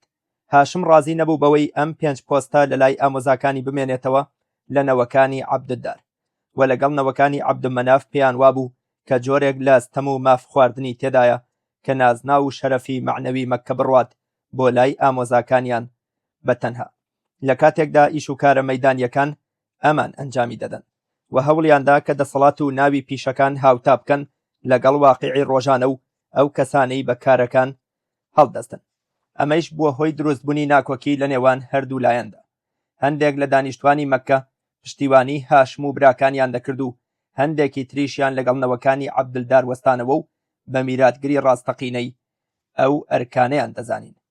بە دیاریکراوی ئەم ڕووداوە دەبێتە سەرەتای دووکردبوونێکی گەورە و درێژخایەن لە بنیادی سیاسی قوڕەیشدا، و بناغەدا دەنێت بۆ پێگەێنانی گرنگترین دوو هاوپەیمانێتی لە مەککەدا: هاوپەیمانێتی بۆن خۆشان و هاوپەیمانێتی هاوپەیمانان. ئەوانەی لەگەڵ کوڕەکانی عەبدولمەناف وەستان و پشتیوانیان لێکردن بریتی بوون لە بەنی ئەسەدی کوڕی عەبدولعوزای کوڕی قوسەی و بەنی زوهرەی کوڕی کیلاب و بەنی تەیمی کوڕی مەڕە و بەنی حارسی کوڕی فەر. ئەوانەی پشتیوانی کوڕەکانی عەبدولداریان دەکرد بەنی مەخزوم، سەهم و جومەح و عودەی کوڕی کەعب بوون. ئەو گروپەی لەگەڵ کوڕەکانی عەبدولمەناف بوون، ناویان لێنرا هاوپەیمانێتی بۆن خۆشان. ئەوەیش لەوە بوو کە دەفرێکیان هێنا لە نزیکی کەعبە کە بۆنی تێدا بوو و دەستیان تێکرد و بە دیوارەکانی کەعبەیان سڕی. گرێبەستیان کرد و پەیمانیاندا کە پشت نەکەنە یەکتر لەم هاوپەیمانێتیەی نێوانیان. گروپەکەی تر کە پشتیوانی نەوەکانی عەبدولدار بوون، ناونران بە هاوپەیمانێتی دەفری خوێن یان هاوپەیمانێتی هاوپەیمانان. هۆکارەکەیشی ئەوە بوو کە وشترێکیان هێنا جزور و سەریان بڕی و دەستیان کردە ناو خوێنەکەی و بە دیوارەکانی کەعبەیاندا سڕی. لەسەر ئەم ناکۆکیەی نێوانیان هەردوو هاوپەیمانێتیەکە هێزەکانی خۆیان کۆکردەوە و خۆیان ئامادەکرد بۆ شەڕ و خەریک بوو پێکدادان ڕووبدات. بەڵام ڕێککەوتن لەسەر ئەوەی ئیش و کارەکان دابەش بکەن لە نێوان ئەو نەوەکانی عەبدولمەناف و نەوەکانی عەبدولدار، بە جۆرێک کە ئاودان و خزمەتگوزاری بۆ کوڕانی عەبدولمەناف بێت و دەرگاوانی کەعبە و ئاڵادار و سەرپەرشتی خانەی کۆبوونەوە واتە دارونەدوە لە ئەستۆی کوڕانی عەبدولدار بێت. لێرەدا پێویستە کەمێک وردبینی بکەین لە دابەشکردنی ئەم ئەرکانە لە نێوان هەردوو لایەندا. ئاودان و سەرپەرشتی، خواردن و میوانداری دوو ئەرکی خزمەتگوزارین. لە کاتێکدا دەرگاوانی و ئاڵاداری و خانەی کۆبوونەوە ئەرک و پیشەی ناوداری و شەرەفین. دووکارەکەی یەکەم بەهاکانی ڕێزگرتن و دەستکراوەیی و بەخشندەییان تێدایە. بەڵام بەهۆی ئەم کارانەوە کوڕانی عەبدولمەناف ڕاستەوخۆ مامەڵە لەگەڵ حاجیانی ماڵی خودا دەکەن و خزمەتگوزاریان پێشکەش دەکەن و ماندوێتی و ئەرکی دارایی و خەرجیشیان دەکەوێتە ئەستۆ. ڕاستە ڕێککەوتنەکە وانە بوو کە هەموو خەرجیەکان بکەوێتە سەر کوڕانی عەبدولمەناف و لە پارەی تایبەتی خۆیان خەرجی بکەن، چونکە هەموو بنەچەکانی قوڕەیش بەشداریان دەکرد و هەر یەکە و بڕێک پارە و خەرجی دادەنا بۆ ئەم دوو کارە. بەڵام لە ڕاستیدا ئەرک و لێپرسراوێتی گەورە دەکەوتە سەر هاشم و هاشم هەر خۆیشی بەتوانا و دەوڵەمەند بوو و لە هەموو خەڵکی قوڕەیش زیاتر پارەی خەرج دەکرد لەو دوو خزمەتگوزاریەدا. لێرەدا چەندێڕێک لە تەبەقات الکوبڕا بە نمونە دەهێنینەوە لەسەر ئەم بابەتە. ئەو ڕۆژە ڕێککەوتن لەسەرەوەی کە هاشمی کوڕی عەبدولمەنافی کوڕی قوسەی سەرپەرشتی ئاودان و خزمەتگوزاری خواردن پێدان بکات. هاشم خۆی پیاوێکی دەوڵەمەند بوو. کاتێک کە وەرزی حەج دەهاتەوە هەڵدەستا و قوڕەیشی کۆ دەکردەوە و دەیوت: ئەی هۆزی قوڕەیش، ئێوە دراوسەی خودا و دانیشتووی ماڵی ئەون، و لەم وەرزەدا میوانانی خودا دێن و سەردانی ماڵەکەی دەکەن و دروشمەکانی بە پیرۆز ڕادەگرن. ئەوان میوانی خوددان و باشترین میوانێکیش کە خزمەت بکرێن میوانانی خوددان، و خوددا ئێوەی هەڵبژاردووە بۆ ئەم کارە و ڕێزی لێگرتوون و بە باشترین شێوە پاراستونی. دەی ئێوەیش ڕێز لە میوانەکانی بگرن کە لە هەموو وڵاتانەوە بە شڕۆڵەی و جلوبەرگی تۆزاوی و بە سواری وشتر و ئەسپی لاواز و بێتواناوە هاتوون. ئەوان ماڵی خۆیان جێهێشتووە و ژیانیان ناخۆش بووە و خێزانیان بێوەژن کردووە. دەی ئێوەیش ئارامیان بکەنەوە و تینوێتیان بشکێنن. ئیتر خەڵکی قوڕەیش خزمەتگوزاریەکانیان پێشکەش دەکرد. ماڵی وا هەبوو تەنها کەمێک هاوکاری دادەنا بە پێی توانای خۆیان، بەڵام هاشم هەموو ساڵێک پارەیەکی زۆری دادەنا و هەر کۆمەڵێک لە قوڕەیش دەوڵەمەند بوونایە بەشداریان دەکرد و هەر نەفرێک بڕی 100 مسقاڵی هەرقلی دادەنا. هاشم فەرمانی دەکرد کە حەوزێک لە قوڕ دروست بکەن لە نزیکی زەمزەم و لە بیرەکانی مەککەوە ئاوی بۆ دەهێنا و حاجیان لێیان دەخواردەوە و خواردنی پێشکەش دەکردن لە یەک ڕۆژ پێش ڕۆژی ئاودان یەوم التەرویە، و لە مینا و مزدەلیفە و عەرەفە و نان و گۆشتی بۆ دەکردن بە تشریب و نان و برنجی دەدانێ و سویق و خورمای دەدانێ و ئاوی بۆ دادەنان لە مینا. لەو سەردەمەدا ئاو لە حەوزەکاندا کەم بوو. ئەمە بەردەوام دەبێت تا خەڵکی لە مینا دەگەڕێنەوە، ئیتر میوانداری تەواو دەبێت و خەڵکی بڵاوی لێ دەکەن بۆ ژیان و کاروباری خۆیان. لەم دەقەوە تێدەگەین کە هاشم کاتێک چووەتە ژێرباری ئەم ئەرکە بە تەواوی لە بەها و بایەخ و ڕەوشتە باڵەکانی تێگەیشتووە و لەگەڵ هۆزەکەی کاتێک قسە دەکات زمانێکی ڕەوشت بەرزانە بەکاردەهێنێت لە بانککردنیان بۆ بەجێهێنانی ئەرکی میوانداری. بەو پێی ئەوان دراوسەی خودا و دانیشتوانی ماڵی ئەون. هەرچەندە قوڕەیش هەمویان بەشدار دەبن لە خزمەتگوزاری و ئاوداندا، بەڵام ئەرکی گەورە و یەکەم دەکەوێتە ئەستۆی هاشم و لەوانەیە هەر ئەوەیش یەکێک بێت لە هۆکارە سەرەکیەکانی لە دەستدان و نەمانی سەروەت و سامانەکەی لە دوای خۆی. نەوەکانی لە دوای خۆی ڕاستڕەوی و پێگە و پلەی بەرزی ڕەوشتە باڵاکان و ناوبانگی جوانیان بۆ مایەوە، بەڵام لەناو ئامۆزاکانیاندا لە هەمویان کەمتر دەوڵەمەند بوون و ئەمە هاوپەیمانێتی بۆن خۆشان حلف المطیبین لە چەند ڕۆژی ئایندەدا زیاتر تۆخ دەکاتەوە، چونکە ئەوان دەستیان گرتووە بەلایەن ڕەوشتیەکان و چەسپاندنی بنەماکانی ڕێز و میوانداری و دادپەروەری تا دەگەنە وەرگرتنی پەیامی پێغەمبەرایەتی محەممەد صلی الله عليه وسلم و پێشکەشکردنی ئامێز و خانەیەکی پارێزراوی کۆمەڵایەتی و پشتیوانی هۆزایەتی لی. لە بەرامبەردا هاوپەیمانێتی هاوپەیمانان یان دەفری خوێن کە ئەرکی کۆبوونەوە و دەرگاوانی و ئاڵاداریان لە ئەستۆیە کە هەمووی لە بواری ناو ناوبانگ و پۆستی شەرەفیدایە، ئەم هاوپەیمانێتیە وەک دەستگایەکی دەسەڵاتدار دەردەکەوێت کە سوورە بە دوای قازانج و پێگە و سوودی خۆیدا، ئامادەیە بۆ شکاندنی هەموو پیرۆزیەکان ئەگەر پێویست بکات لە پێناوی پارێزگاری لە پێگەی زاڵێتی و دەسەڵاتی خۆیدا، ڕق و توندە لە دژی هەر هێز و لایەنێک کە بەرەنگاری ببێتەوە و قۆرخکاریە سیاسیەکەی بخاتە ژێر مەترسیەوە. هاوپەیمانان سیاسەت و سەروەت و سامان کۆ دەکەنەوە و لە دواییدا لە دژی پەیامی پێغەمبەرانەی محەممەد صلی الله عليه وسلم بەکاری دەهێنن و لە خۆبایی بوون و هەڵچوونەکانیان پەلکێشیان دەکات ڕوبەڕووبوونەوەیەکی دڕندانە لەگەڵ ئیسلام بگرنەبەر تا دەگاتە شانشانێ و کێبڕکێ لە نێوان هەردوو لایەن کە درێژەی دەبێت تا نزیکەی 30 ساڵی داهاتوو وە کۆتایی دێت بە سەرکەوتنی هاوپەیمانێتی چاکان و کرانەوەی ئاسۆ بەڕوویاندا و دۆڕان و داخرانی ئاسۆ بەڕووی هاوپەیمانێتی قۆرخکاران و ستەمدا. بەپێی زۆرینەی ڕاکان هاشمی کوڕی عەبدومەناف لە کۆتایی سەدەی پێنجەمی زاینی کۆچی دوایی دەکات. گێڕەرەوەکان باسی چیرۆکی ئەوە دەکەن کە هاشم دەچێت بۆ یەسریب بۆ خوازبێنی ئافرەتێک کە ناوی سەلمای کچی عەمرە لە بەنی نەجار کە لە هۆزی خەزرەجن و یەسریب لەسەر ڕێگەی بازرگانی نێوان مەککە و شام بوو. لەو گەشتەدا هاشم کۆچی دوایی دەکات و لە غەزە بە خاک دەسپێردرێت و لەو خێزانەی کوڕێکی دەبێت کە دایکی ناوی دەنێت شەیبە و لە ناو ماڵە خاڵوانی لە بەنی نەجار لە یەسریب دەمێنێتەوە تا دەبێتە گەنجێکی پێگەیشتوو کە پاش کۆچی دوایی هاشم براکەی متەلیبی کوڕی قوسەی جێگەی دەگرێتەوە کە ناسرا بوو بە دەستکراوەیی و بەخشندەی. متەلیب دەچێت بۆ یەسریب و شەیبە لەگەڵ خۆی دەهێنێتەوە بۆ مەککە، لەسەر وشترەکەی لە پشتی خۆیەوە سواری دەکات. کاتێک دەگاتە مەککە قوڕەیش دەڵێن ئەوە متەلیب هات و کۆیلەکەیشی لەگەڵدایە. ئەو وتی ئەمە برازامە و کوڕی هاشمە، بەڵام لەو کاتەوە شەیبەی کوڕی هاشم ناسرا بە کۆیلەکەی متەلیب واتە عەبدولمتەلیب.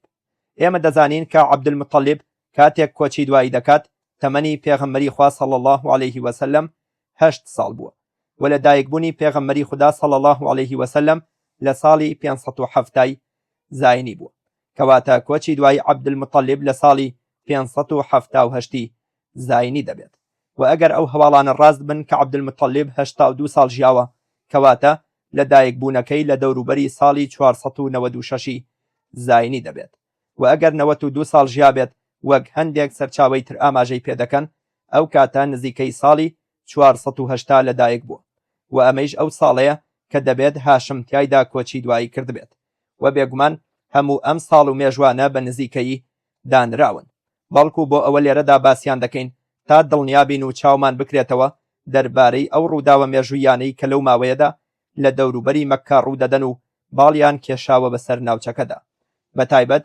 بارودۆخی سیاسی هەردوو ئیمپراتۆریەتی فارسی و بێزەنتی لەلایەکەوە و بارودۆخی حەبەشە و یەمەنیش لەلایەکی ترەوە.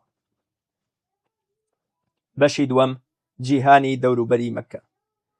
أولم يروا أنا جعلنا حرما آمنا ويتخطف الناس من حولهم أفبالباطل يؤمنون وبنعمة الله يكفرون. عنكبوت آية 67. سەیەکی یەکەمی سەدەی حەوتەمی زاینی گەورەترین ڕووداوی جیۆسیاسی بەخۆیەوە دەبینێت کە جیهان تا ئەو کاتە بەخۆیەوە دیتبێ، کە ئەویش داڕوخانی ئیمپراتۆریەتی فارسی و قەتیزبوونی سنوورەکانی ئیمپراتۆریەتی بێزەنتی و هەڵهاتنی خۆری شارستانیەتی ئیسلامیە. بەڵام سەرەتاکانی ئەو ئاڵوگۆڕەی کە لە بنیادی سیستەمی جیهانیدا ڕوودەدات لە کاتێکی پێشترەوە دەستیان پێکردبوو بۆ ئەوەی لەو چوارچێوە نێودەوڵەتیە تێبگەین کە تیایدا دینی تازە لەدایک بوو، پێویستە پشکنینێک بکەین بۆ ئەو جەمسەرگیریە نێودەوڵەتیەی کە دەسەڵاتی بەسەر جیهاندا هەبوو پێش هاتنی ئیسلام. جەمسەرەکانی فارس و ڕۆم و ململانەی تند و تاڵی نێوانیان کە نزیکی 7 سەدا درێژەی هەبوو سیستەمی جیهانی تا هاتنی ئیسلام لەسەر ئەو ململانەیە بنیاد نرابوو و ململانەیەکی گشتگیر بوو. کاریگەریەکانی لە سیاسەت و استراتیژیەت دەرچوو بوو تا ئەوەی بوارەکانی ئابووری و دین و کلتوریشی گرت بووە خۆی. هەر لەبەر ئەمە داڕوخانی ئەم سیستەمی جەمسەرایەتیە لە سەرەتاکانی سەدەی حەوتەمدا لە ڕاستیدا داڕوخانێکی زەبەلاح و گەورە بوو، تەنها بۆ بنیادی سیستەمی جیهانینا، بەڵکو بۆ هەموو ئەوەی هاوپێچە پێوەی لە هۆشیاری دینی و ڕۆشنبیری و کۆمەڵایەتی، ئەمە جگە لە سیستەمی ئابووری. لەم بەشەدا ڕێگەکانی ئەو گۆڕانکاریە نێودەوڵەتیە باز دەکەین لە سەدەی پێنجەمی زاینیەوە، چونکە سەدەکانی پێنجەم و شەشەم لەو سەردەمانن کە بە قوڵی کاریگەریان هەبووە لەسەر سیستەمی جیهانی. یەکێک لە گرنگترین وێستگەکانی ئەو گۆڕانکاریانە بریتیا لە ڕووخانی ڕۆما وەک پایتەختی ئیمپراتۆریەتی ڕۆمانی لە ساڵی 476 زاینی و گەشانەوەی قوستەنتینیە لە پاش ڕۆما و بوونی بە پایتەختی ئیمپراتۆریەتی ڕۆمانی ڕۆژهەڵات کە مێژوونووسان پێی دەڵێن ئیمپراتۆریەتی بێزەنتی بۆ جیاکردنەوەی لە ئیمپراتۆریەتی ڕۆمانی ڕۆژاوە. و لە وێستگا سەرەکیەکانی ئەم ماوەیە هەڵگیرسانی شەڕێکی جیهانی وێرانکەر بوو لە نێوان فارسەکان و بێزەنتیەکان لە ساڵی 602 زاینی لە چەندین لاوە. ئەم شەڕە هەردوو جەمسەرەکەی جیهانی ماندوو کرد و سیستەمی نێودەوڵەتی بە جۆرێک گۆڕی کە وەک خۆی لێنەیەتەوە و ئەم شەڕە بەردەوام بوو تا کۆتایی هات لە ساڵی 627 زاینی بە سەرکەوتنی بێزەنتیەکان لە شەڕی نینەوە. لە هەمان ساڵدا موسڵمانان باڵانسی هێزیان بەلای خۆیان داشکاندەوە لە دوای حودەیبیە و بەم نزیکانە ئامادەکاری دەکەن بۆ ڕزگارکردنی مەککە و لەوەی شەوە دەردەچن بۆ هەڵمەتێکی ڕزگارکردنی فراوان کە دەبێتە میراتگری هەردوو ئیمپراتۆریەتە ماندووەکە و لە جێگەی ئەوان شارستانیەتێکی جیهانی ناوازە دادەمەزرێنێت. هەستانەوەی قوستەنتینیە. دیارترین ڕووداو لە سەدەی پێنجەمی زاینیدا بریتیا لە داڕوخانی ئیمپراتۆریەتی ڕۆمانی ڕۆژاوە. لەگەڵ ئەوەی ئەم داڕوخانە بە پلەبەندی بوو و ماوەی 3 سەدەی خایاند، بەڵام مێژووی ڕوخانی ئیمپراتۆریەتەکە و هەڵوەشاندنەوەی دیاریکراوە بە ڕۆژی 4 ئەیلولی ساڵی 476 زاینی. ئەو کاتەی کۆتا ئیمپراتۆر ڕۆمۆلۆس ئۆغستس لە سەردەستی هۆزە جێرمانیەکان لادرا کاتێک دەستیان گرت بەسەر ئیتالیادا و بە ڕوخانی ئیمپراتۆریەتی ڕۆژئاوا چەقی هێزی ڕۆمانیەکان دەچێت بۆ ئیمپراتۆریەتی ڕۆژهەڵات کە دواتر ناونرا ئیمپراتۆریەتی بێزەنتی بە ناوی پایتەختەکەیەوە بێزەنتە ئیستانبولی ئێستا. هۆکاری سەرەکی دابەشبوونی ئیمپراتۆریەت بۆ ڕۆژهەڵات و ڕۆژئاوا بریتی بوو لە فراوانبوونی زەویەکەی و پێویستی ئیمپراتۆریەت بۆ ناوەندێکی استراتیژی بەهێز بۆ ڕوبەڕووبوونەوەی هەڕەشە یەک لە دوای یەکەکانی ساسانیە فارسەکان. ئەو کاتەی ئیمپراتۆر دیقلێتیانوس کە لە ساڵی 248 زاینی دەسەڵاتی وەرگرتووە وای بە باشزانی کە پایتەختێکدا بمەزرێنێت بۆ بەڕێوەبردننی کارەکان بۆ بەشە ئاسیاییەکەی ئیمپراتۆریەت کە بە زمانی یۆنانی دەدوێن لە گوندێک لەو ناوچەیە کە پێی دەوترێت بێزەنتە. و کاتێک ئیمپراتۆر قوستەنتینی یەکەم دەسەڵاتی گرتە دەست بێزەنتەی کرد بە پایتەختی ئیمپراتۆریەتەکەی و لە ساڵی 330 زاینی ناوی لێنا قوستەنتینیە و پێی دەوترا ڕۆمای نوێ. ئیمپراتۆر قوستەنتین یەکەم ئیمپراتۆری ڕۆمانی بوو کە چووە سەر ئاینی مەسیحی و هەر ئەویش بوو کە سەرجەم قەشە مەسیحیەکانی لە هەموو جیهانەوە بانگهێشتکردن بۆ کۆبوونەوەیەکی مێژووی کە گرنگترین کۆبوونەوەیە لە مێژووی مەسیحیەکاندا ناونرا کۆنگرەی مەسکوونی یەکەم و نزیکەی 250 تا 300 قەشە ئامادەی بوون و ئامانجلەی یەکلاکردنەوەی ئەو ڕاجیاییە گەورەیە بوو کە هەبوو لە نێوان قەشەکانی ئەسکەندەریە، ئەلێکسەندروس و ئاریۆس. ڕاجیاییەکە لەسەر سروشتی مەسیح پێغەمبەر عیسا بوو. پاپای ئەسکەندەریە ئەلێکسەندروس لەسەر ئەو ڕایە بوو کە مەسیح کوڕی خودایە و سروشتی خودایانەی هەیە، بەڵام ئاریۆس یەکتاپەرست بوو، بۆیە دژایەتی بۆ چوونی ئەزەلی بوونی مەسیحی دەکرد و باوەڕی وابوو کە ئەو دروستکراوی خودایە. هەروەها جوبرائیلیش واتە ڕوح القودس بە هەمان شێوە یەکێکە لە دروستکراوانی خوددا. کۆنگرەی نیقیە لە 20 ئایاری ساڵی 325 زاینی لە شارۆچکەی نیقیە بەسترا کە دەکەوێتە نزیک شاری بۆرسا لە تورکیای ئێستا و ئیمپراتۆر قوستەنتینی یەکەم خۆی کۆنگرەکەی کردەوە و لە پاش چەندمان گفتوگۆ و تاوتوێی دوور و درێژ ڕاجیاییەکە بە دەنگدان یەکلاکرایەوە و ئەنجام ئەوە بوو کە بیرروڕای پاپا ئەلێکساندروس سەرکەوت بەسەر ڕای ئاریۆسدا و کۆنگرە یاسای باوەڕی مەسیحی پەسەند کرد و بەو پێیە مەسیح وەک کەسێکی خاوەن سروشتی خودایانە ناسێنرا. لە ئەنجامی ئەمەوە و بەهۆی سووربوونی ئاریۆز لەسەر ڕای خۆی بیر و بۆچوونەکەی بە کارێکی بیدعە و لە ڕێدەرچوون لە قەڵەم درا و هەموو پەرتووکەکانیان سووتاند و شوێن کەوتوەکانی تووشی ئازار و ئەشکەنجەی زۆر بوونەوە خۆیشی شار بەدەرکرا بۆ ئیسپانیا. سەرەڕای ئەوەی ئیمپراتۆر قوستەنتینی یەکەم خۆی چوو بووە سەردینی مەسیحی، بەڵام ئاینی فەرمی ئیمپراتۆریەت هەر بە بتپەرستی مایەوە تا ئیمپراتۆر تیۆدۆسیۆسی یەکەم دەسەڵاتی گرتە دەست و ئاینی مەسیحی وەک ئاینی فەرمی ئیمپراتۆریەت ناساند. و تیۆدۆسیۆس کە لە ساڵی 395 زاینی کۆچی دوای کردووە کۆتا ئیمپراتۆری ڕۆمانی بوو کە دەسەڵاتی هەبوو بەسەر هەردوو کەرتەکەی ئیمپراتۆریەتی ڕۆمانی. ئیتر لە دوای ئەو ئیمپراتۆریەت دووکەرت بوو بۆ ئیمپراتۆریەتی ڕۆژئاوا کە پایتەختەکەی ڕۆما بوو و ئیمپراتۆریەتی ڕۆژهەڵات کە پایتەختەکەی قوستەنتینیە بوو.